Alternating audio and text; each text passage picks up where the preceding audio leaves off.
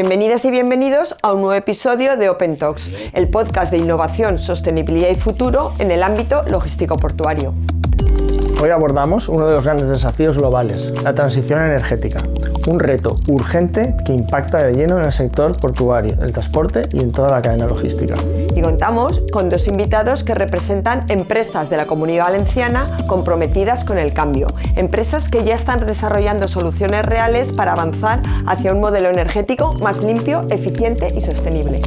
Está con nosotros Javier Cervera, responsable de transición energética en Balearia y presidente de la Alianza Net Zero Mar.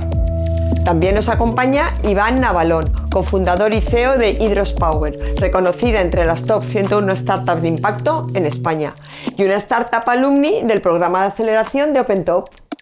Con ellos hablaremos de oportunidades, barreras, proyectos en marcha y del papel clave que juegan los puertos en la transformación energética del entorno logístico. Empieza ya un nuevo episodio de Open Talks, where ideas meet ports. ¡Empezamos! Me gustaría empezar preguntándote, Javier, ¿cómo definirías la transición energética en el contexto del sector logístico portuario con tu doble rol, tanto desde la Alianza Net Zero Mar como desde Balearia? Empecemos quizás, si quieres, desde Balearia, ¿no? El logístico portuario yo lo entiendo desde el perfil o la gorra de naviera, y la transición energética, viendo la parte puerto cara a naviera, es esa modificación de combustibles que hasta ahora venimos utilizando y que normalmente son derivados de petróleo, o en nuestro caso como naviera, el gas natural licuado, y que viene y se suministra desde el puerto, pero que viene normalmente del exterior. España no somos productores ni de petróleo ni de gas natural. Pues ahora estos nuevos combustibles, que son diversos y alternativos, algunos biológicos, otros eléctricos directamente o electrificados a partir del hidrógeno, con la conversión a hidrógeno y sus derivados, tenemos que pensar un poquito más hacia dentro del puerto. O sea, son combustibles que producimos desde el territorio ya nacional, en este caso, con la ventaja que tiene el país España para la producción de energía renovable económica, con lo cual tenemos que ver al puerto como ese lugar en el cual nos tiene que suministrar unos nuevos combustibles que ya no dependen que vengan en depósitos desde el exterior, sino que el puerto se implica en poder abastecerse de esos combustibles y esos productores que están tierra adentro en este caso, ¿no? De venir de más allá del mar adentro, ahora vienen de tierra adentro, con lo cual hay un cambio de paradigma importante para la naviera, la forma de suministrarse y sobre todo dependiendo del combustible alternativo, de cuál sea y cómo se produzca. Desde la parte de la alianza, que sí que representamos ya toda la cadena logística portuaria, es importante porque la transición es todo aquel equipo de consumo que estamos utilizando en los puertos. Pues la transición lo que conlleva es cambiar esos combustibles fósiles por combustibles renovables, y ahí sí que hay una oportunidad importante de que la comunidad portuaria pueda desarrollar esas energías renovables, si no totalmente, en una parte importante dentro de la propia comunidad portuaria, ¿no? Y muchas veces colaborando, ¿no? Modelos de comunidades energéticas, utilizando espacios que tiene un terminalista frente a otros, utilizando espacios comunes de la autoridad portuaria, con lo cual hay una colaboración muy interesante de espacios para poder producir esas energías y sustituir los elementos de transporte que utilizan energías fósiles por energías que son alternativas, ¿no? Pues obviamente, pues el caso del puerto de Valencia se conoce el uso de hidrógeno comprimido para cabezas tractoras o para la Rich Stacker, pero hay otras, ¿no? De electrificación de grúas, o digamos dar suministro a otro tipo de movilidad que hay dentro del puerto, y vehículos que también vienen de fuera del puerto, que vienen al puerto y que pasan unas cuantas horas aquí y que podemos suministrarles esos combustibles alternativos. Es una visión muy interesante. Y Iván, vosotros como desde Hydros Power, como startup especializada en hidrógeno, que comentaba Javier, ¿cuál es vuestra aportación al sector? Nosotros digamos que nos centramos en resolver uno de los grandes hándicaps que tiene la opción del hidrógeno, sobre todo en aplicaciones de movilidad. Al fin y al cabo sí que es verdad que hay una gran flota de vehículos que tienen un alto consumo de energía, de combustible, y bueno, su electrificación es más compleja, digamos, con alternativas como pueden ser baterías, de lo que puede ser a lo mejor la electrificación de vehículos de movilidad ligera, que sí que puede ser una opción escalable. Entonces, digamos que proponemos el hidrógeno verde como un vector energético que permite y facilita esa descarbonización, Y entonces desarrollamos tecnologías que permiten eliminar esos hándicaps en la adopción de este gas, como puede ser la inexistencia de una infraestructura de distribución y repostaje. Actualmente hay muy pocas hidrogeneras en España funcionando y bueno, algunas de ellas son privadas. Y nosotros tratamos de crear una red descentralizada de producción de hidrógeno y de suministro a pequeña escala para que grandes flotas en núcleos logísticos como pueden ser los puertos puedan, digamos, abastecerse y convertirse al hidrógeno de una forma escalable y sin tener que realizar unas inversiones muy elevadas o proyectos que llevan mucho tiempo de desarrollo. Nos cuenta Iván de esos hándicaps, esos retos y cómo los resuelven ellos. ¿Qué retos ves tú en esta transición energética, en esa visión que comentabas? Bueno, pues desde el punto de vista de la naviera, como ha comentado Iván, hay distintos modos de transporte, ¿no? El muy ligero parece que está avanzando la electrificación directa con batería, con sus dificultades. Ese transporte más pesado, uso portuario, que es muy flexible, la distribución de elementos basados en la compresión del hidrógeno, que no se produzca in situ, porque como él ha dicho, al final la producción de hidrógeno para hacer una hidrogenera se pretende producir en el sitio y al final sale muy caro. Y luego nos vamos al transporte pesado, ¿no? Que dentro de la comunidad portuaria somos los barcos, y ahí sí que lo tenemos realmente más complejo, como ya te he comentado, digamos, en la pregunta anterior. Tenemos opciones biológicas, ¿no? Pues si gastamos gas natural licuado en barcos de gas, que tenemos 12 en Balearia a final de este año, pues gastamos biogás, ¿no? Biogás purificado biometano. Los residuos gestionados a ese biogás y purificado biometano es homólogo a la molécula, digamos, que al gas natural licuado de origen fósil que en la actualidad utilizamos, ¿no? Pues hay una alternativa biológica, pero ya sabemos que residuos, aunque hay muchos en el mundo, no hay suficiente para abastecer todo el marítimo o todos los sectores que quieren descarbonizarse a base del biometano. Puede existir para un 5 o un 10% y pelearemos entre sectores por ese combustible renovable. Como tenemos que continuar escalando, pues otros combustibles, electrificación, pues algún barco tenemos pequeño donde tenemos alguna batería, pero son barcos que han de tocar el puerto de 2 a 3 veces, ¿no? Y hacer recorridos muy cortitos. Empieza a haber alguna cosa en el norte de Europa, y nosotros como Balearia tenemos un proyecto singular ejecutado dentro de 2 años de barcos eléctricos puros para cruzar Tarifa-Tánger, por ejemplo, ¿no? Pero son casuísticas de rutas de navegación cortas, una hora máximo. Si ya nos vamos a rutas más importantes con una autonomía más larga, pues obviamente los derivados de petróleo, que es lo que en el 99% se utiliza a nivel mundial ahora mismo, pues hay que sustituirlo por otros combustibles.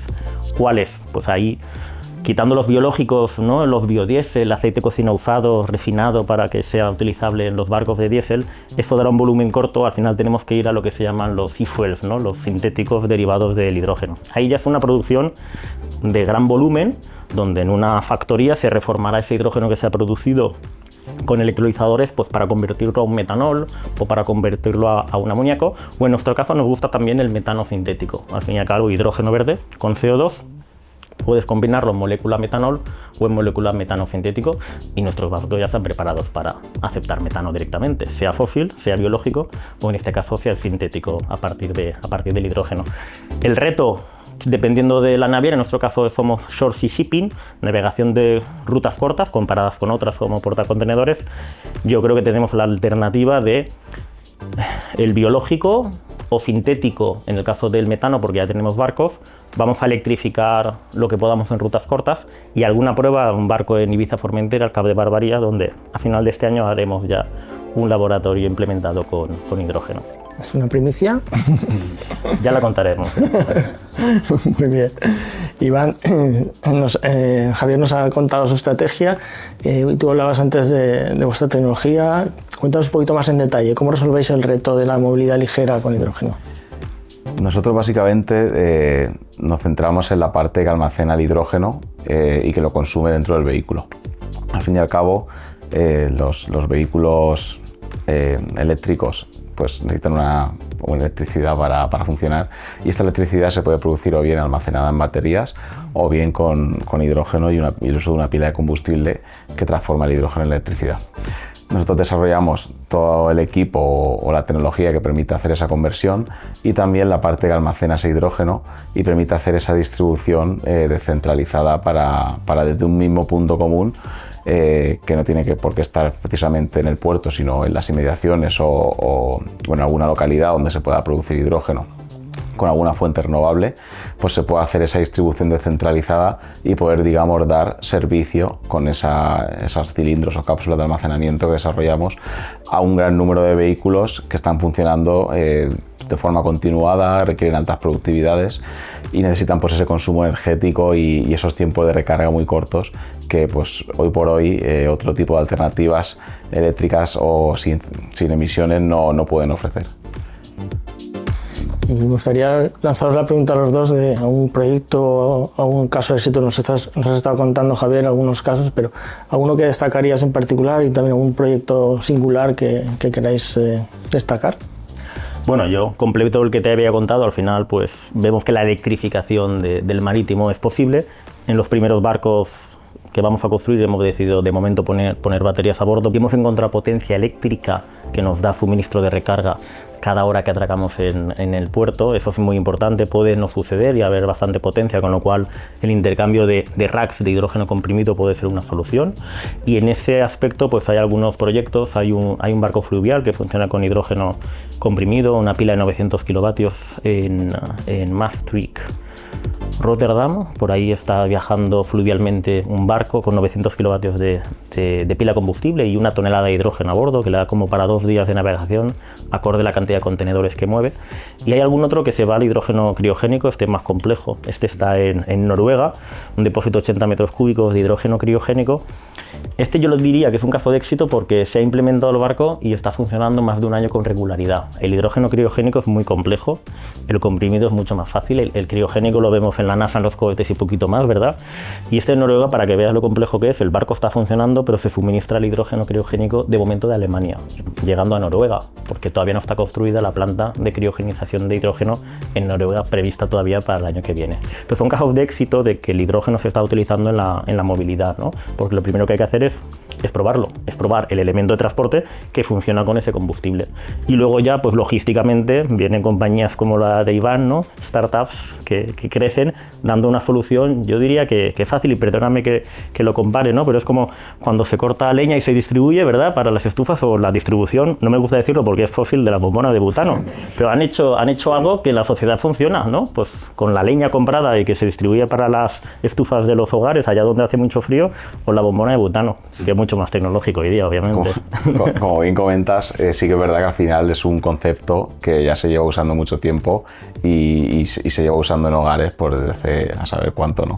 Y digamos que es algo que la gente ya pues está acostumbrada a esta distribución descentralizada de combustible, y hasta que digamos que haya una infraestructura suficientemente extensa como para que se pueda obtener hidrógeno en cualquier industria, en cualquier flota cautiva que esté funcionando, pues pueden pasar muchos años. Entonces digamos que es una especie de solución de transición, diría, hasta llegar a ese punto de poder tener pues hidrógeno en puntos más o menos cercanos, donde realmente tenga sentido que los operadores de estos vehículos se decanten por opciones sostenibles como las de hidrógeno.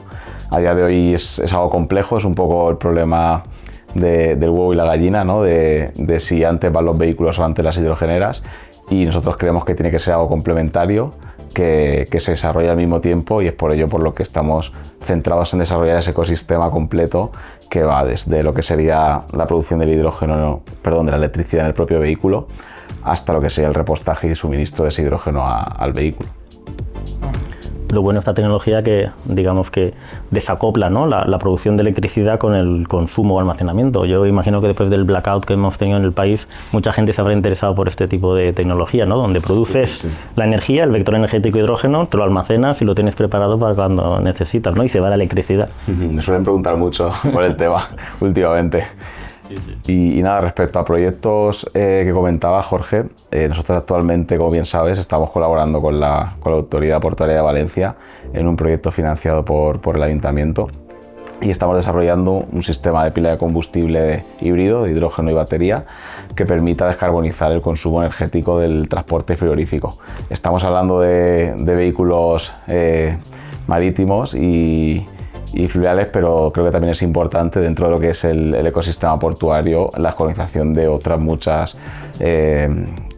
muchos tipos de consumo de vehículos que también son intensivos en carbono.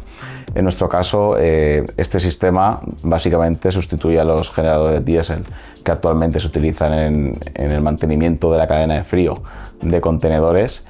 Y bueno, tenemos muchas expectativas. Dentro de poco, después del verano más o menos, haremos una prueba aquí en el puerto en colaboración con un grupo logístico y ya podemos ver exactamente si somos capaces, ¿no?, de suplir esa demanda energética de forma constante y sin que se rompa la cadena de frío, que al final en este caso es lo más importante.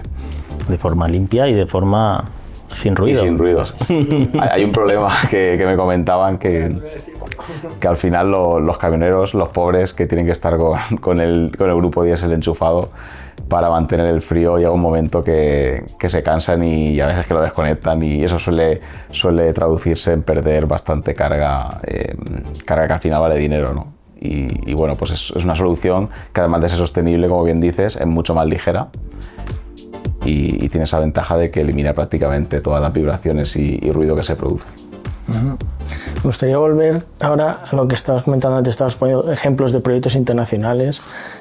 ¿Cómo ves el tema de la transición energética a nivel internacional, sin entrar en políticas, pero dada la coyuntura actual, cómo ves la transición energética? Yo creo que va a depender bastante de cada país, ¿no? O sea, cada país llevamos nuestra velocidad. Mira, China está cogiendo todas las tecnologías, aún está montando alguna central de carbón, está montando centrales nucleares, pero ahora mismo va a un ritmo de 40 gigavatios de energía solar cada mes. Cada mes. Ahora mismo China está montando la mitad de la energía solar del mundo ella sola.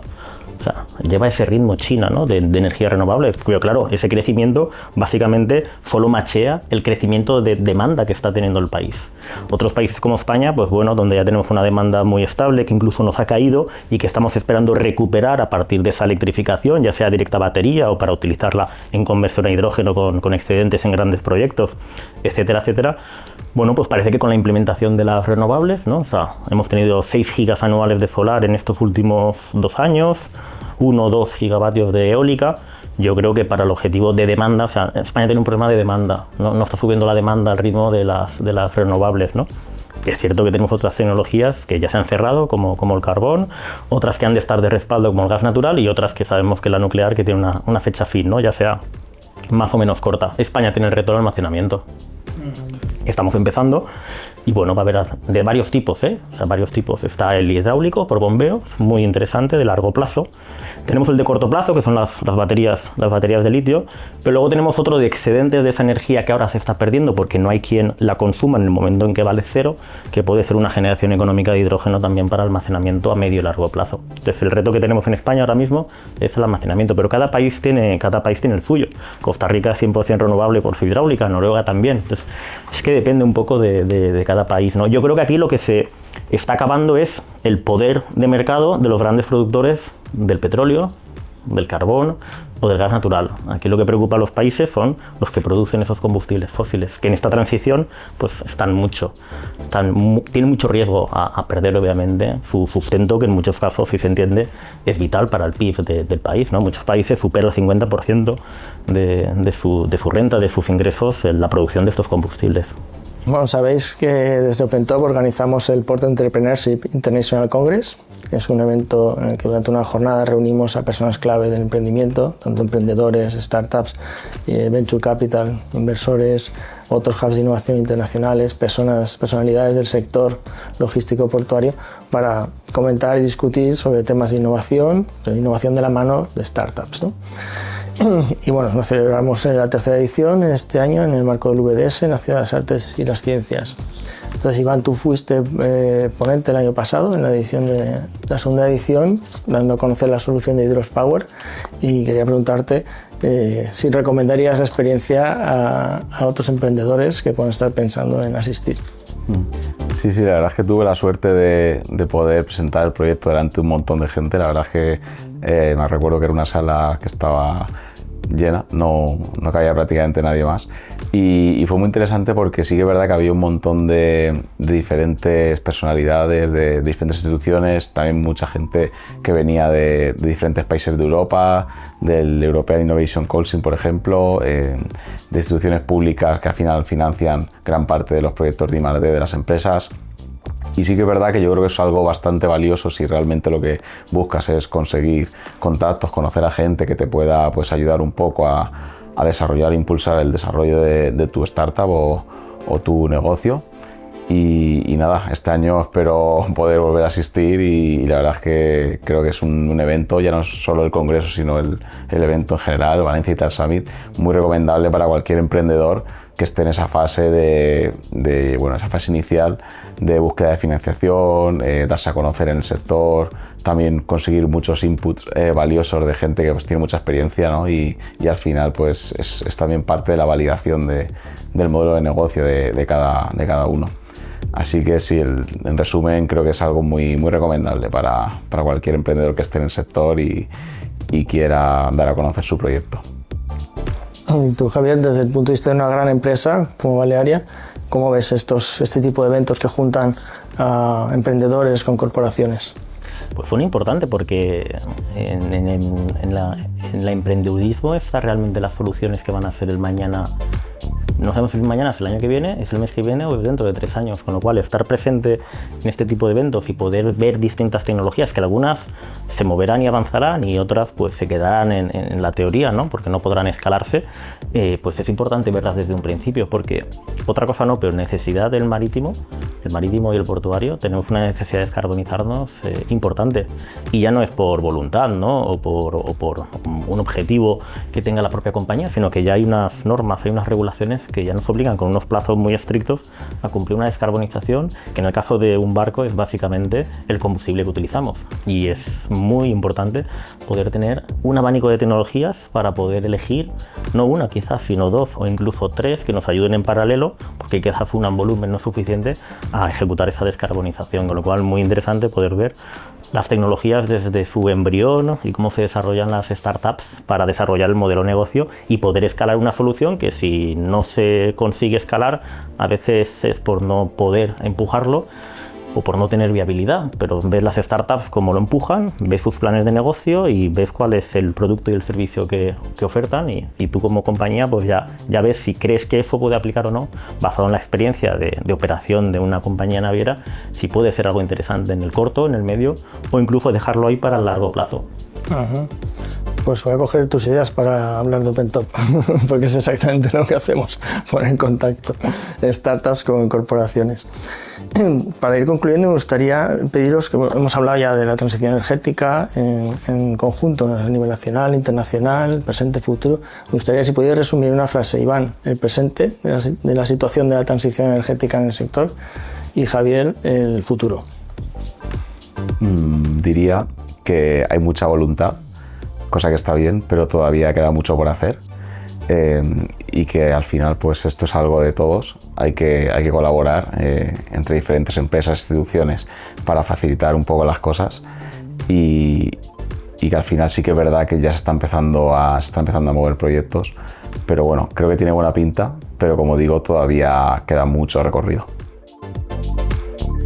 Yo el futuro lo veo como multisolución.